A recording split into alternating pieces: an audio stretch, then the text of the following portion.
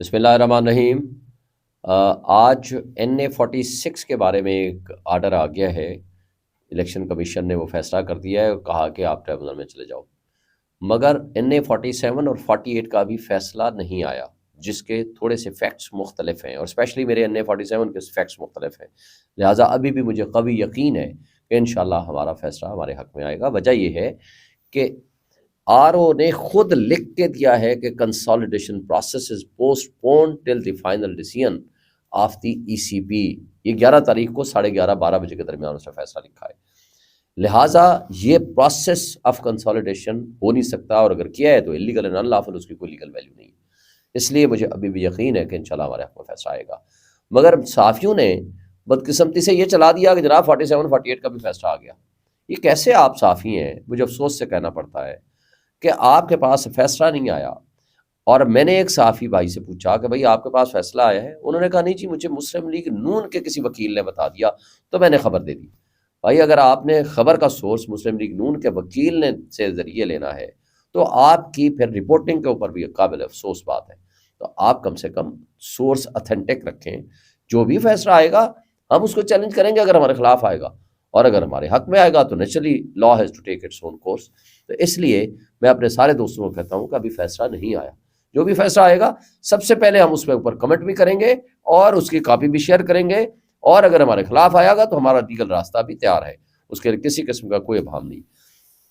اور ہم انشاءاللہ آرٹیکل 184(3) کی پٹیشن کی بھی تیاری کر رہے ہیں، تاکہ سپریم کورٹ میں یہ سارا ریکارڈ جو دھاندلی، ڈاکہ زنی اور چوری ہوئی ہے، جو لوگوں کے مینڈیٹ چرائے گئے ہیں، اس کے اوپر ہم سپریم کورٹ میں جا کر کے سچ کم سے کم سب کے سامنے رکھ سکیں، اور ہمیں قوی یقین ہے کہ انشاءاللہ جب سچ سامنے آئے گا تو یہ چیزیں بہتر ہو جائیں گی۔ اور آج عمران خان سے جو ٹیم ملی ہے، اس دن بھی بلکہ بات ہوئی تھی، IMF کو بھی لیٹر لکھنے کا فیصلہ کیا گیا ہے۔ مجھے یہ بتائیں، IMF کے ساتھ مذاکرات ہوئے تھے عمران خان صاحب کے، ہماری اس دن بات بھی ہوئی تھی۔ IMF کے ساتھ اس شرط پہ ہم نے تعاون کیا تھا کہ یہاں اس ملک میں free, fair and transparent elections ہوں گے، تاکہ جو گورنمنٹ آئے وہ پبلک سپورٹ سے گورنمنٹ آئے، پبلک سپورٹ والی گورنمنٹ اس ملک میں ریفارمز لا سکے، اور وہ جو بدماشیہ اوپر بیٹھا ہوا ہے، جو $18 بلین سالانہ جو مفت مراد کھا رہا ہے، اس کے پیسے کم کر کے غریبوں کے اوپر خرچ کیے جا سکیں۔ مگر اس $18 بلین کو تو کسی نے، جو مفت مراد والے ہیں، اس کو کسی نے ہاتھ نہیں لگانا۔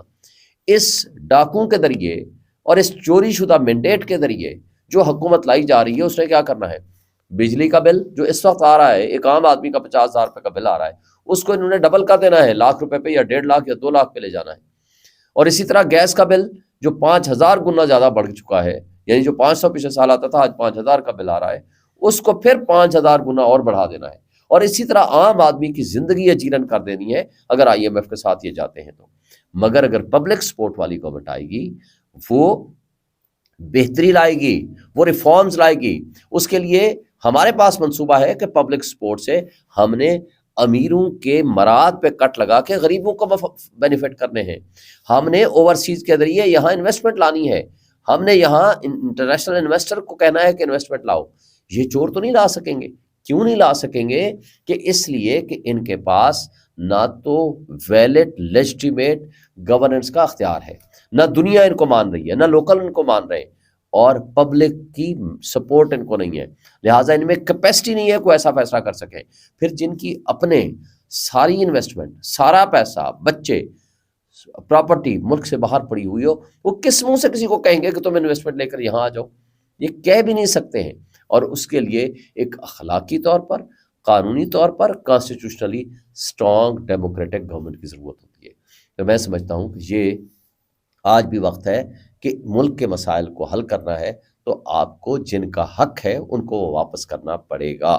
پھر ہم ایک چیز سن رہے ہیں کہ ڈیجیٹل میڈیا اور سوشل میڈیا استعمال کرنے والے لوگوں کے خلاف گھیرا تنگ کیا جا رہا ہے، یا تنگ کرنے کی کوشش ہو رہی ہے۔ مقصد کیا ہے؟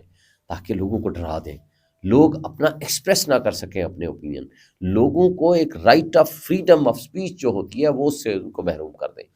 دیکھیں، کوئی بندہ کویسچن کرتا ہے تو آپ اس کا جواب ڈھونڈیں، نہ کہ اس بندے کو ڈھونڈیں اس کو اٹھا لیا جائے۔ یہ مسئلے کا حل نہیں ہوتا۔ مسئلے کا حل اگر آپ نے کرنا ہے، ملک کو آگے لے کر جانا ہے، تو ان مسائل کا یا ان سوالوں کا جس کو کوشچن پٹ کیا جاتا ہے یا کوئی بھی سوشل میڈیا ایکٹیوسٹ پٹ کرتا ہے تو آپ اس کا جواب ڈھونڈیں، اس کی دلیل سے جواب دیں، اور جو دلیل ہوتی ہے وہ ہر کوئی مانتا ہے۔ اور آج پاکستان میں لوگوں کو اویئرنیس آ چکی ہے، لوگوں کے پاس ایک سوشل میڈیا کا ٹول ہے، اس کو آپ بند کرنے کی کوشش کریں گے تو یہ غلط ہوگا۔ ہاں، کوئی اس کا مس یوز نہ کرے، آپ قانون درست کر دیں، مگر اس کے ذریعے آپ لوگوں کے حقوق کے اوپر ڈاکہ زنی کریں اور ان کو ڈرانے کی کوشش کریں تو یہ نامناسب حرکت ہوگی۔ اس سے ہمارے معاشرے کا جو یوتھ ہے وہ مزید آپ ان کے اوپر جس کو کہتے ہیں نا ناراضگی کا اظہار کرے گا، وہ آپ کے اوپر مزید مسٹرسٹ کرے گا۔ اس کا نقصان آپ کے معاشرے کو ہوگا، آپ کے اداروں کو ہوگا۔ آج ایک اغوا برائے بیان کا سلسلہ جو کہ پچھلے 1 سال سے شروع ہوا تھا ابھی تک جاری و ساری ہے۔ آج کمشنر راولپنڈی نے جو انکشافات کیے تھے اس سٹیٹمنٹ سے اس کو اٹھا لیا گیا تھا، سب کو پتہ ہے کیونکہ اس کے ویئر اباؤٹس کسی کو نہیں پتہ تھے، اور آج اس سٹیٹمنٹ سے وہ کہتا ہے میں نے واپسی ریٹریکٹ کر لیا، واپس کر لیا۔ تو ایسی کیا حیثیت ہے؟ ہر ایک کے پاس پورے ثبوت موجود ہیں، ہر ایک کے اوپر اسٹرانگ ایویڈنس موجود ہے، پورا آپ کا انٹرنیشنل میڈیا آپ کے خلاف بول رہا ہے، انٹرنیشنل ورلڈ آپ کے خلاف بول رہی ہے، تماشا آپ نے اپنے ملک کا بنا کے رکھ دیا ہے۔ اس تماشے میں اگر ایک الیکشن کمیشن، ایک چیف کمشنر یا ایک کمشنر اگر اس سے بیان واپس بھی کرا دیں گے تو اس کی کیا حیثیت ہوگی؟ ہر ایک کے پاس ہر ثبوت موجود ہے، ہر ایک کے پاس ہر طرح کی انفارمیشن موجود ہے۔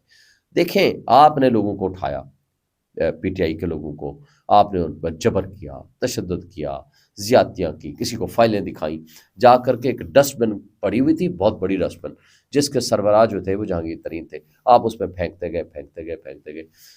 جب رزلٹ آیا تو اس میں سے سوائے کچرے کے اور کچھ بھی نہیں نکلا، اور وہ جو کچرے کا ماسٹر تھا وہ جہانگیر ترین، وہ اس سے پہلے کیا سٹیٹمنٹ کرواتا تھا؟ 9th وے کی مذمت کرتا ہوں اور میں نے سیاست چھوڑ دی ہے، میں نے سیاست سے کنارہ کشی اختیار کر لی، لہٰذا بعد میں آئی پی پی میں شامل ہو جاتے تھے۔ اب مقافات عمل دیکھیں، اسی جہانگیر ترین نے آ کر کے پبلکلی کہا کہ اب میں سیاست چھوڑ رہا ہوں۔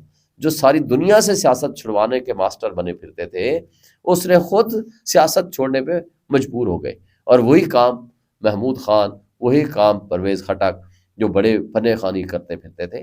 دیکھیں، آج بھی وقت ہے، سبق سیکھیں، لوگ آج اٹھ کھڑے ہوئے ہیں، عوام کو شعور آ چکا ہے، ہمارے ینگسٹرز کو، ہمارے یوتھ کو مزید نہ آزمائیں۔ آج ان کے اندر غصہ ہے، اس غصے کو آپ جیسے ہوتا ہے نا کہ پریشر کوکر ہے، چھوٹی چھوٹی سیٹی بجتی ہے تو اس کو بجنے دیں، یہ نہ ہو کہ پریشر کوکر پھٹ جائے۔ آپ لوگوں کو بڑی مشکل سے لوگ اس امید اور آس پہ ووٹ دیتے ہیں کہ ہم ایک تبدیلی لے آئیں گے۔ اگر کوئی گورنر اچھی گورننس کرے گا، کوئی ریفارمز اچھے کرے گا تو وہ اس کے ساتھ کھڑے ہوں گے، کوئی اچھا نہیں کرے گا تو لوگ اس سے ہٹ جائیں گے۔ مگر آپ لوگوں کے اس کے حقوق پہ ڈاکہ ڈال کے لوگوں کو مزید غصہ پیدا کر رہے ہیں، اور اس سے نفرتیں پھیلتی ہیں۔ اس سے جب پرامن عوامی انقلاب کا راستہ روکا جاتا ہے تو پھر پرتشدد اور خونی انقلاب آیا کرتا ہے۔ تو خدا کے لیے اس دن سے بچیں، اس دن سے پیچھے ہٹیں۔ آج لوگوں کی آواز سنیں، لوگوں کی بات سنیں، نہ کہ آپ ڈرائیں، نہ کہ بندوق کے زور پہ، نہ کہ ڈنڈے کے زور پہ، نہ کہ قانون کا مس یوز کر کے۔ اور آج آخری بات، منصفوں کی ذمہ داری ہے، منصف اپنی ذمہ داریاں پوری کریں، اور اگر یہ پوری نہیں کریں گے تو اس کا نقصان ہمارے ملک کو ہوگا۔ اس لیے آج اتنا ہی، کل پھر